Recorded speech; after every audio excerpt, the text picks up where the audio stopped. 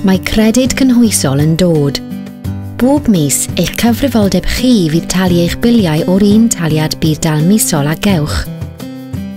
Eich cyfrifoldeb chi. Mae hynny'n golygu y byddwch chi'n gyfrifol os nad ydych yn talu'r biliau pwysicaf yn gyntaf, fel rhent, trydd gyngor, nwy a thrydan, a gall fod canlyniadau os na wnewch. Nid yw'n rhwydd trefnu eich arian pan fyddwch yn symud o daliadau wythnosol i rai misol, ond os cymerwch gyfrifoldeb nawr, mae'n llawer haws na delio gyda'r canlyniadau. I gael cyngor am ddim ar drefnu arian, ffoniwch ein cynghorwyr at 0300 303 1073 neu anfon neges destun newid at 80018. Bydd daliadau chi, cyllideb chi, cyfrifoldeb chi, ond mae help ar gael. Ffoniwch 0300 303 1073 neu anfon neges destun newid at 80018.